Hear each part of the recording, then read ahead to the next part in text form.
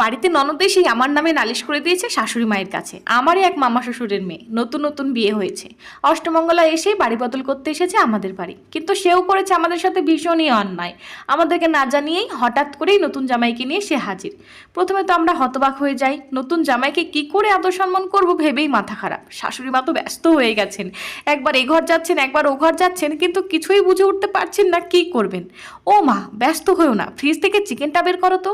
মা বলে, নতুন জামাই প্রথমবারের জন্য এসেছে, চিকেন দিয়ে কি আর খেতে দেওয়া যায়? তুমি অত টেনশন করো না, এমন রান্না করবো তো তোমার জামাই টেরই পাবে না চিকেন দিয়ে ভাত খাচ্ছে নাকি মাটন দিয়ে। আর যা গাছপাতা রান্না করার মানে শাকসবজি, তুমি সাইডে করে নাও।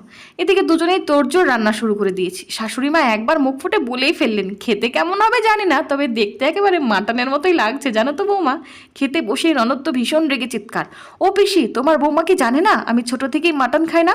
ননদের নালিশ শুনে সবার সে কি হাসি।